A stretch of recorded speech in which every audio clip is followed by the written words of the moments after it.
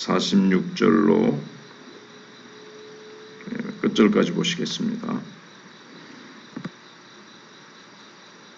그들이 여리고에 이르렀더니 예수께서 제자들과 허다한 무리와 함께 여리고에서 나가실 때에 디메오의 아들인 맹인 거지 바디메오가 길가에 앉았다가 나사렛 예수시란 말을 듣고 소리질러 이르되 다윗의 자손 예수여 나를 불쌍히 여기소서 하거늘 많은 사람이 꾸짖어 잠잠하라 하되 그가 더욱 크게 소리질러 이르되 다윗의 자손이여 나를 불쌍히 여기소서 하는지라.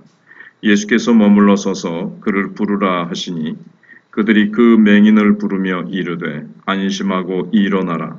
그가 너를 부르신다 하매 맹인이 겉옷을 내버리고 뛰어 일어나 예수께 나아오거늘 예수께서 말씀하여 이르시되 내게 무엇을 하여 주기를 원하느냐. 맹인이 이르되 선생님이여 보기를 원하나이다. 예수께서 이르시되 가라 내 믿음이 너를 구원하였느니라 하시니 그가 곧 보게 되어 예수를 길에서 따르니라. 아멘. 이제 예수님은 이미 십자가를 각오하셨기 때문에 어느 누구도 말릴 수가 없었습니다. 예수님은 어느 누구의 소리도 듣지 아니하시고 예루살렘을 향해서 성큼성큼 지금 올라가셨습니다. 어느 누구도 예수님을 막을 수 없었고 예수님을 멈추어 세울 수가 없었습니다. 그때 십자가를 향해서 가시는 예수님의 발걸음을 멈추게 하는 소리가 있었습니다. 그것은 바로 메시아를 부르는 소리였습니다. 46절에 47절에 그들이 여리고에 이르렀더니 예수께서 제자들과 허다한 무리와 함께 여리고에서 나가실 때에 디메오의 아들인 맹인 거지 바디메오가 길가에 앉았다가 나사렛 예수시란 말을 듣고 소리질러 이르되 다윗의 자손 예수여 나를 불쌍히 여기소서 하거늘. 예수님은 지금 요단 동편으로 와서 이제 여리고를 거쳐 마지막으로 예루살렘으로 올라가시려고 하십니다. 예수님이 여리고를 통과하시는 것은 사실 이것이 이 지상에서는 영원히 마지막이었습니다. 거기에 바디메오라고 하는 소경거지가 있었는데 사람들이 웅성웅성하면서 지나가는데 나사렛 예수가 있다는 말이 이제 이 바디메오의 귀에 이제 들리는 겁니다. 그때 그는 다윗의 자손 예수여 나를 불쌍히 여기소서라고 큰 소리를 질렀습니다. 지금 예수님은 굳은 결심을 하고 예루살렘으로 가시는 중이었습니다. 예수님의 귀에는 사실 다른 사람이 뭐라고 하는 소리가 들리지 않았습니다. 그런데 이 소경이 하는 다윗의 자손 예수라는 소리가 들렸습니다. 이 소경은 예수님을 다윗의 자손 이렇게 불렀습니다. 다윗의 자손은 장차 오실 메시아의 별명이었습니다. 이 소경은 예수님이 소경들의 눈을 뜨게 하신다는 말을 이제 들었습니다. 그리고 성경에 다윗의 자손 메시아가 오시면 소경의 눈을 뜨게 하신다는 그 이사야서라든가 구약에 있는 말씀을 이제 믿고 있었습니다. 그래서 이 소경은 예수님을 그 메시아다, 구약이 예언하고 있는 바로 그 메시아다라고 틀림없이 믿었습니다. 지금 곳곳에서 소경이 눈을 뜬다는 소문도 들었거든요. 그런데 사람들은 지금 자기 옆을 나사렛 예수가 지나간다고 말을 했습니다. 이 사람은 보이지도 않고 또 거지 소경인 주제에 예수님을 부르면 신뢰가 될 수도 있었습니다.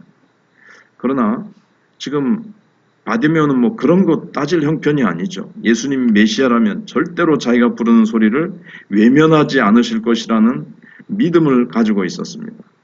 그래서 바디메오는 기회를 지금 놓치면 안 된다. 이게 이제 절호의 기회고 마지막 기회일 수 있다는 것을 깨닫고는 소리를 이제 질러대는 거죠. 다윗의 자손 예수여 나를 불쌍히 여기소서.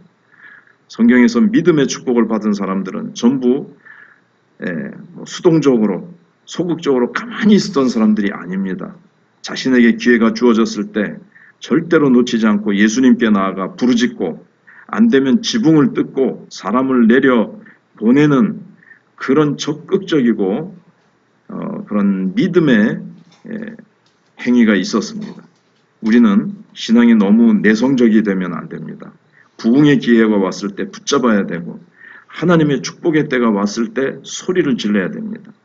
만약 이 소경이 예수님이 지나가시는 그때 예수님의 발걸음을 멈추게 하는 부르짖음이 없이 그냥 내 같은 게 뭘 하면서 이것저것 체면이나 분위기 따져고 가만히 잠잠히 참았더라면 다시는 예수님을 만나지 못했을 것입니다.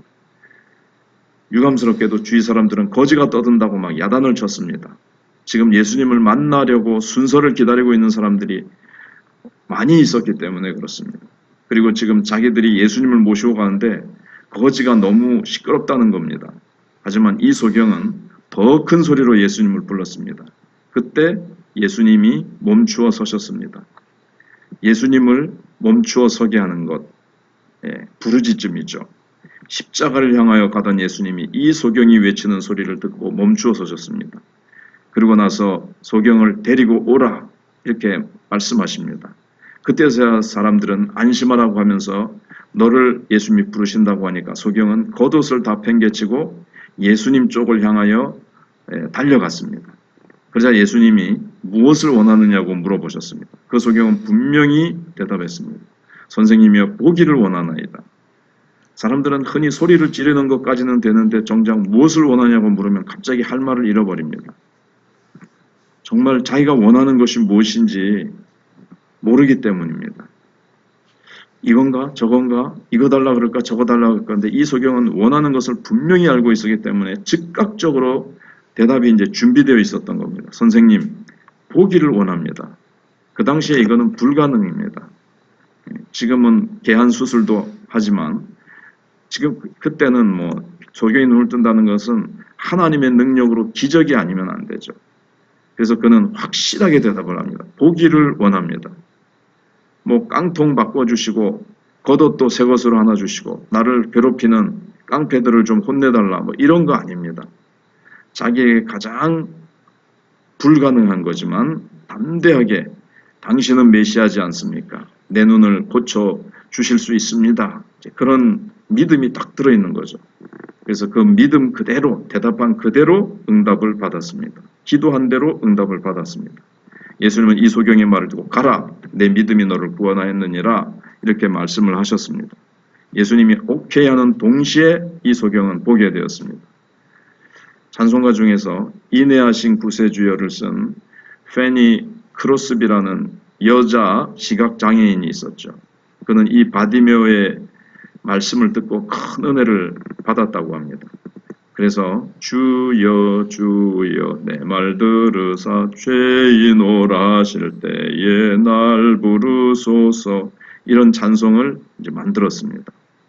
그리고 그는 보게 해달라는 말 대신에 상한 마음을 고치시고 구원하소서라고 찬송을 불렀습니다. 아마도 이 세상에서 우리 그리스도인에게 가장 중요한 것은 상한 마음을 고침받는 것이라고 생각한 것 같습니다. 우리는 이 세상에서 두 가지 인생을 살 수 있습니다. 하나는 세상에서 높아지는 것을 통해서 모래성 같은 축복을 쌓아놓고 사는 것이고 다른 하나는 예수님같이 낮아짐으로써 하나님의 축복이 임하게 하는 것입니다. 그럼에도 불구하고 우리는 예수님 앞에서 내가 원하는 것을 분명히 말씀드릴 수 있어야 하겠습니다. 우리는 속으로만 생각하지 말고 다음 기회에 또 기도할 기회가 있겠지 생각하지 말고 이번 기회에 오늘 지금 주님 발을 멈추게 하고 은혜의 보좌에 계신 주님 앞에 오늘 필요한 은혜, 지금 필요한 은혜, 지금 우리 교회에 필요한 은혜를 간절히 부르짖어서 부흥의 때가 오게 하고 하나님께 우리의 소원하는 것이 무엇인지 분명히 아뢰어서 그것을 믿음으로 응답받는 바디메오와 같은 그런 응답의 역사가 우리에게 있어야 됩니다.